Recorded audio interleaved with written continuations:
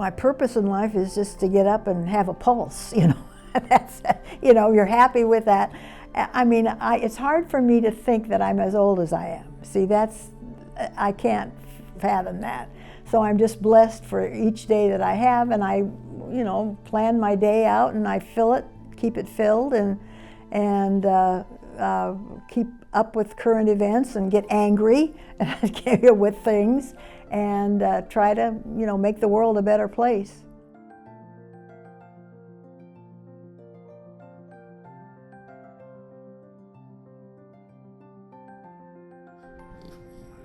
Because every semester I inherit 125 temporary grandkids, right? And so I can spoil them and give them back to their parents. but I really have good rapport with them. I allow them to interview me. They have to interview an older adult, life review of an older adult as their signature assignment in this class. And a few weeks before that, they have to do that. I sit in the middle of the room, and they are all free to ask me any questions about aging. And I'm pretty transparent with them. And that seems to strengthen the bond that I have with them and trust.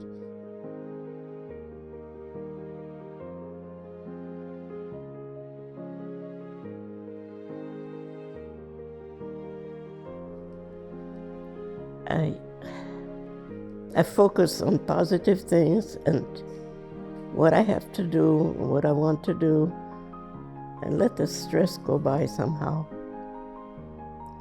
And then, I have a lot of willpower, and I'm very definite about what I want. If I can't get it straight out, I'll work around it, and I'm usually successful, and make a friend in the process.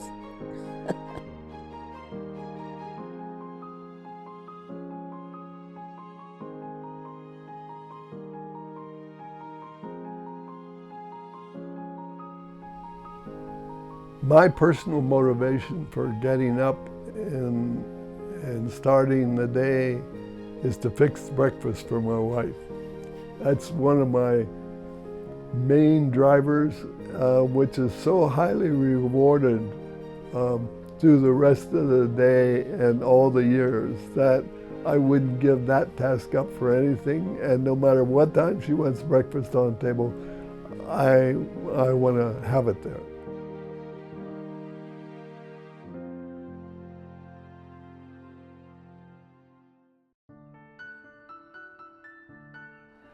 I served on 2 boards on campus. I was on the board of the Friends of the Library. I was on the board of what is now OLLI. I served on a board of a charitable organization that I helped start with a friend of mine that was designed to help women gain more financial education in an easy, friendly situation. When my husband died, I was involved with the Villa Park Women's League, and I had gone to a dinner, and a friend of mine came up to me, and she said, "Say yes to everything." And I thought about that, and I thought, you know, she's right.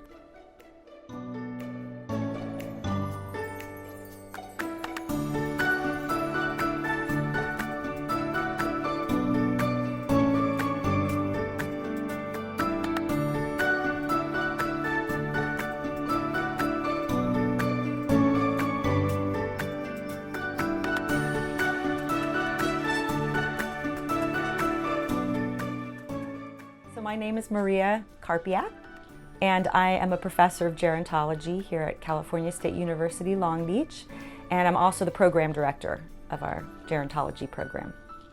We're still retiring, you know, at a certain age historically that we've been, but we're living a lot longer, hopefully in good health.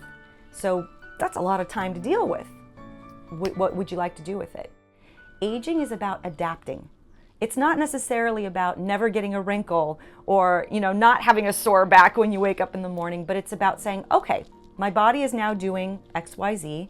What can I do to adapt? I mean, stuff happens, right? And I'm aware of that. I've had a lot of things happen over the course of my life, and came down to this idea that there's only really two choices in life about everything, and that is whatever's happened, you either get over it or you don't. And what I've seen is people who don't get over things suffer much more than those who say, okay, can't drive anymore, and so we're going to do Uber, or I'm going to buy a self-driving car, or whatever it is. We had to get up and say our name and where we live. And my legs buckled after that. That's how bad I was. But then I had to stand up in front and defend my work. And that's how I started getting over it. I took 2 public speaking classes and flunked both of them. I could not get through them. But little by little, by having to talk about my work, I got over it somehow.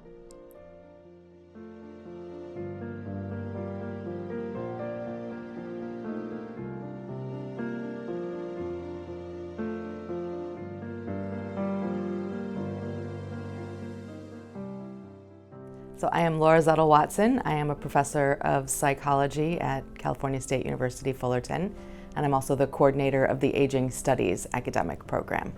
One of my favorite findings about aging and coping is a type of coping we call anticipatory coping.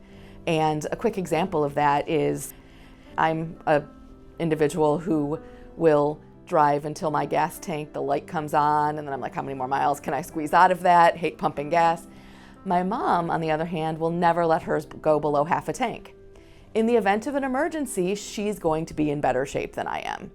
It's like I say, I think I'm a depression kid, and you always work for something and you don't buy it until you can afford it. You know, credit cards notwithstanding. And my son handles my finances, and he says, "Don't worry, Mom." So I'm not worried in that respect. But I feel so bad for people that do have the worry of situation, and you have to work for things, and I think we're blessed that we live in a country where you can have access and help. I do think that older adults, through whether it be life experience or enhanced wisdom, over time have gotten better at handling life stress. I think we could all agree that some of the stressors that are faced, like the loss of people close to us, very serious illnesses, could be considered of a higher impact. You know, there is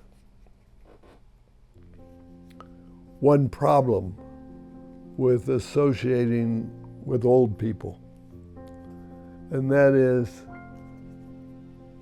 sometimes the people you've invested the most personal feelings, the most careful contribution to their patients, their questions, their answers, they die.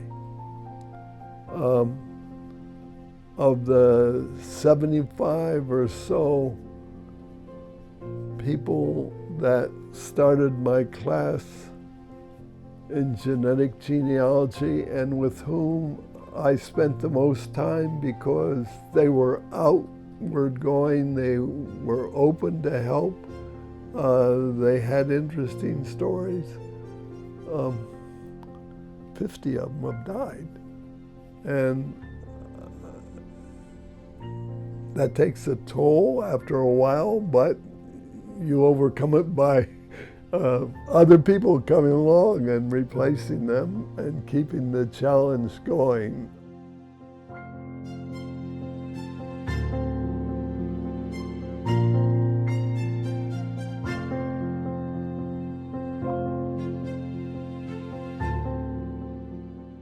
My name is Blair Barker. I am the Care Services Director here at the Camarillo Healthcare District. and I oversee our Family Caregiver Center, our Senior Nutrition Program, and our Evidence-Based Health Promotion Programming. And I'm also a lecturer at California State University, Channel Islands, in the Health Science Department. When we can have families that are more supportive, more available to each other, happier together, we see that positively impact the ability to age well. I say my family. I mean, I am so blessed that they want me and let me come over every Sunday. After church, they all go and have the cousins get together, all of the, the greats. And it's so much fun to watch them, grow and do different things. And yes, friends plays a really important part of aging well. Having that social support system, or your chosen family, your chosen tribe, whatever you call them, these are the individuals that get us out in the world, make us feel connected to something bigger. They are there for you in the good and the bad. And friends are absolutely important. And I've been so lucky. With all my activities, I always find new friends. I have no problem of connecting to somebody if I think they're the kind of person that I would enjoy being with. I have a million friends. I know by listening to what my acquaintances say about their discoveries, where some people are have a problem and need help, that there's a lot of very close personal conversations, relationships that have evolved out of the class interactions and friendships. You've got friends who keep track of you, who watch your back, who are there when they need to be. I have a neighbor who, she and I became much better friends when I retired, because I was home. It was easier to do. And then when my husband died, she and I did a lot of things together. We went to the movies, we played bridge. Well, we just did a lot of things together. Went to the Bowers Museum. And when she died, which is probably 3 years ago now, I became much better friends with her oldest daughter. She and I have really struck a friendship. So I see her every time she comes from her home in San Francisco. We went to a play not too long ago. We've been out to dinner. So I made a friend with someone who was in high school with my children. In fact, my youngest child and she were classmates. So I have made this generational friendship.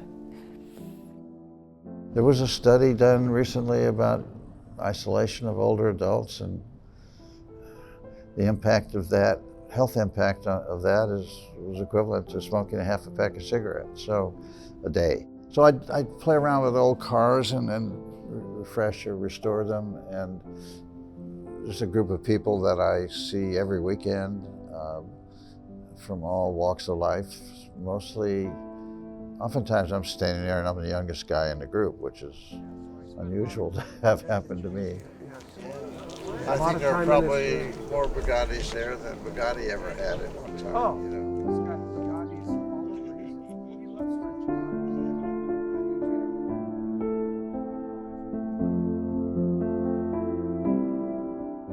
Diet and exercise are absolutely pivotal pieces of the puzzle of aging well.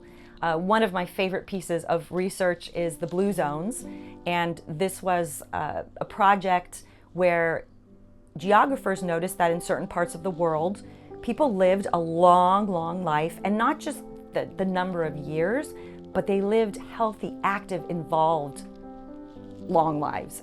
And it's not about necessarily following a certain diet. It was about slanting more toward plants rather than having meat. And you don't have to be a vegetarian, but he noticed that all of these communities had in common, they weren't big meat eaters. Those were kind of special celebratory meals. So it was more of the Mediterranean type diet. In terms of exercise, he found that moving naturally was the most important. So moving naturally throughout the day, rather than what we tend to do in this society is like, I'm gonna hit the gym for an hour and then I can sit around for the rest of the day. So having kind of that natural movement throughout the day was the most important. And so I try to do, not any particular diet, I watch it, but pretty much scratch, make everything. Not too much in the way of processed food. At Fort Benning, I jumped out of perfectly good airplanes. And on one of the jumps, it kind of caused a little minor damage at the time in my right knee. And over time, there's a little chip that's in there. And so I, at some point, had to stop running. And so life is just a continual array of losses, right? And so that was one I lost, so I replaced it with I walk everywhere. And I got one of these devices that tells me how good I'm doing. I eat right. I don't eat a diet. I eat right. Now, that doesn't mean I don't have a piece of chocolate every day or something like that. But I keep my weight down, and I've done very well on that.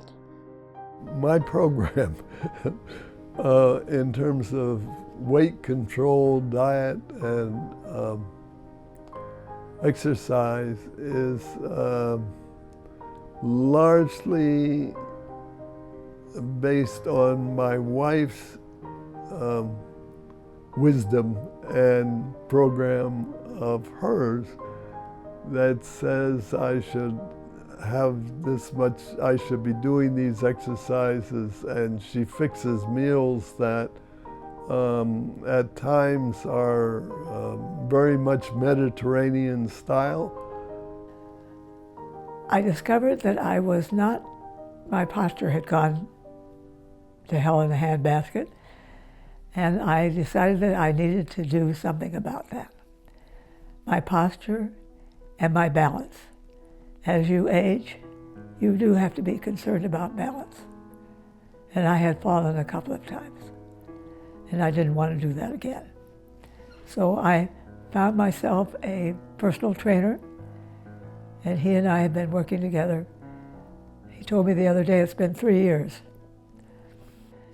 And I walk. I try to walk 10,000 steps a day. Recently, I've not been able to do that for whatever reason, but last time I did. And stop. Now I want you to do that one more time where we did it, so that you can see the difference between every one of them. Let the first one be here. Come all the way down. Come all the way up. Okay, hands up behind your head. All the way down.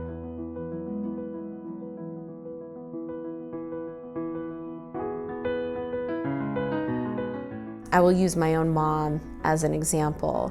She was an artist when we were young, growing up, and then working didn't allow her that time. And she retired 10 years ago and said, you know what, I am gonna go back and do these things that I haven't done in a long time, and I'm going to try to do them differently. And that, I believe, really helped her to age well. And it kept her connected to the community. My husband said to me, you need to go back to school. You find too many things for me to do. And so I thought to myself, oh, at my age, you don't go back to school. So I'll apply just to make him happy. And surprise, I was accepted. So that began a journey where I was so nervous, going into a classroom with all these young people who have just finished their undergraduate work, and here I am, this old lady who was so out of it, so, not so adult, that I thought, oh, I'm not going to be able to keep up. But I soon learned that that wasn't true. So I think education plays a role in successful aging in several different ways. First of all, getting an education earlier in life is correlated with being driven, having a motivation to learn. So they're spending their lifetime or their careers constantly thinking and evolving, and that's going to set us up for better cognitive health as we age. But also continued interest in education is beneficial. And I think we see older adults doing this in a couple of different directions. One is looking to continue learning on their own, getting more education, continuing to learn. But another is through teaching and mentoring. And I feel like that is also another aspect that will keep us healthy longer. About halfway through that master's, I realized that most learning going forward is going to be electronic. And so I just continued on, got another master's in academic technology. And it's about 30% of my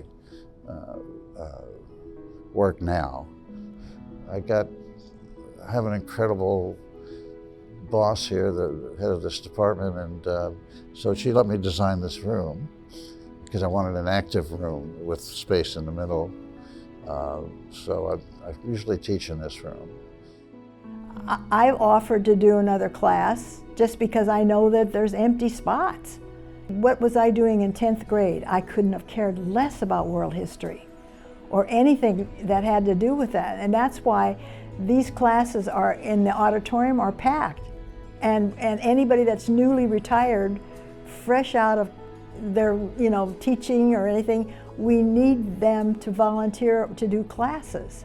One of their invitees consistently was a woman who came and showed how she had gotten started as a hobby in genealogy, which many people in their 60s and 70s get into that as a hobby.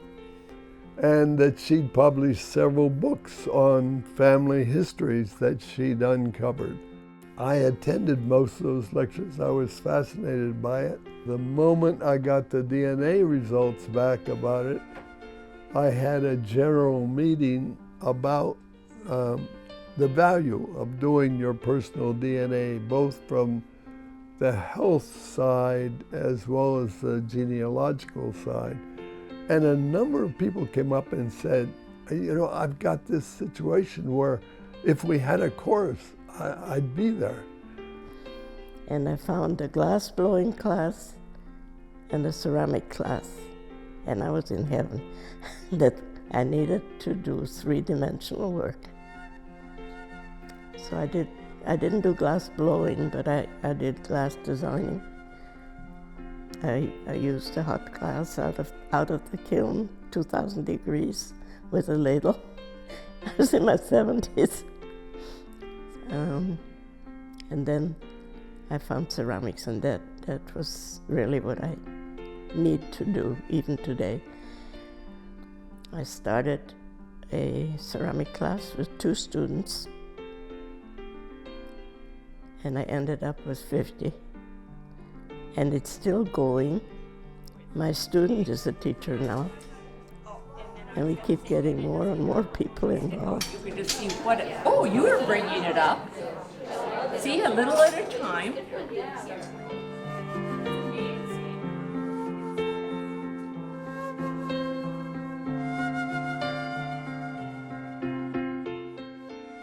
If I had to give one piece of advice to those looking to age gracefully, successfully, healthily, happily, is to recognize this is your journey, and that we know a lot of great tips from research and from the lives of other folks, but this is your journey, and so you get to find your meaning, your purpose, the way that you're supposed to age. We can't worry about what everybody else is doing, and so live your best life.